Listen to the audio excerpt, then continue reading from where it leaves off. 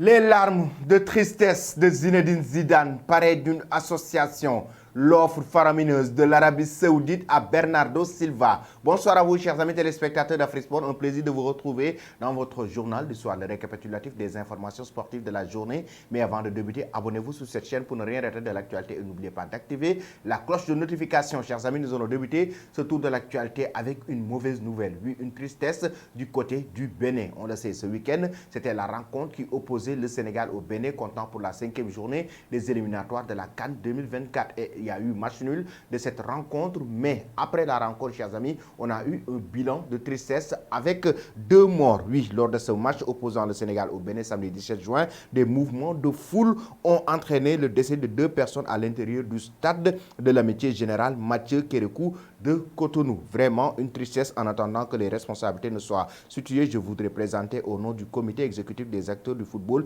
et à mon nom propre les condoléances les plus attristées aux familles et pleurer que les âmes des défunts reposent en paix. Par la même occasion, la Fédération béninoise de football souhaiteront rétablissement aux autres supporters blessés qui sont encore à l'hôpital. Union de prière a ainsi déclaré Claude Paki, secrétaire général de la Fédération béninoise de football. Après cela, chers amis, nous allons directement du côté de la Côte d'Ivoire avec les éléphants. Oui, après une défaite, une lourde défaite, d'ailleurs, une correction de cette équipe de la Zambie face à la Côte d'Ivoire, 3-0 de la Zambie qui a complètement humilié cette équipe de la Côte d'Ivoire qui doit être le pays hôte de l'organisation à la prochaine Coupe d'Afrique des Nations. Après cette rencontre, les joueurs ivoiriens sont rentrés à Abidjan et c'était carrément la colère des supporters. Déjà, cette journée, il y a énormément de vagues de critiques et de contestations des supporters déjà qui réclament le départ de Jean Gazette, l'entraîneur de cette équipe nationale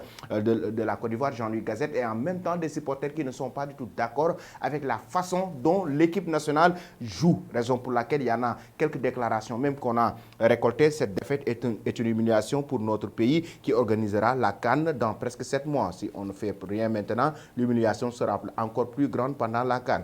J'ai souvent dit à mes amis que cette équipe ne me rassurait pas malgré ses victoires face à des équipes qui se qualifient d'équipes de seconde zone. Même si on dit qu'il y a plus petite équipe en football, je dis qu'il faut rappeler Seko Fofana pour renforcer le milieu de terrain. Il y a un autre supporter qui fait aussi une déclaration pour dire que Jean-Louis Gasset doit être licencié avant la Coupe d'Afrique des Nations. Beaucoup de contestations à l'endroit du sélectionneur de la Côte d'Ivoire, Jean-Louis Gasset. Pensez-vous, chers amis, que la Côte d'Ivoire peut remporter la prochaine Coupe d'Afrique des Nations et pensez-vous que cette équipe de la Côte d'Ivoire doit limoger son entraîneur Jean-Louis Gasset? Donnez vos avis en commentaire. Nous allons maintenant parler de Mercato avec les Blues de Chelsea qui abandonnent la piste André Onana. Selon les informations du journaliste Di Marzio, les Blues de Chelsea ont abandonné la piste menant au dernier rempart de l'Inter de Milan qui a été finaliste malheureux à la Ligue des Champions. Récemment, le club italien a augmenté le prix de l'international camerounais demandant 50 millions d'euros avant même d'envisager des pourparlers directs avec aucun club, des exigences qui ont peut-être découragé les Blues de Chelsea, soucieux de revenir à son meilleur niveau après un dernier exercice complètement catastrophique. Chelsea ne compte pas sur Kepa et Edouard Mendy, ces 2 derniers gardiens de but, chers amis. Après cela, nous allons parler maintenant en France de Zinedine Zidane. Oui, les larmes. Les larmes de tristesse de Zizou, le ballon d'or 98, a en effet été nommé parrain de l'association Le Point Rose qui vient en aide aux enfants atteints du cancer dont le but à terme est de créer une maison médicalisée qui accueille les enfants malades et leurs familles afin de passer les derniers jours heureux avant la mort qui prépare également la vie d'après pour les familles. Et cela a été vraiment des moments d'émotion, des moments de tristesse pour Zinedine Zidane qui a complètement craqué et en larmes, en pleurs, il dit quoi? La déclaration de Zizou, là, c'est complètement compliqué pour moi.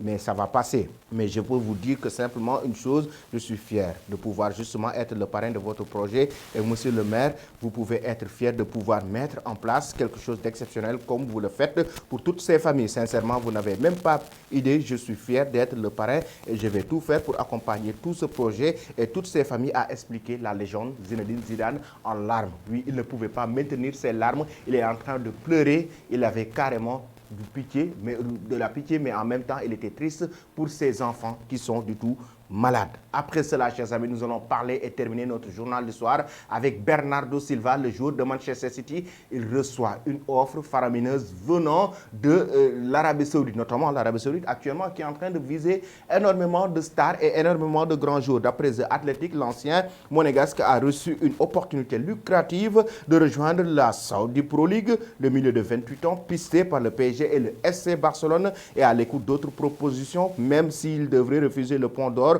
que lui aurait été proposé. Pour le moment, il est encore impossible de savoir si l'approche est transformée en une offre, mais des discussions auraient eu lieu avec son représentant Jorge Mendes et des chiffres financiers auraient été donc négociés avec une grosse offre selon les médias anglais et les médias espagnols. Chers amis, pensez-vous que Bernardo Silva doit-il rejoindre l'Arabie Saoudite ou pas? Donnez vos avis en commentaire. Toi qui me suis et qui ne t'es pas encore abonné, c'est le moment de le faire et n'oublie pas d'activer la cloche de notification. Merci et très bonne soirée.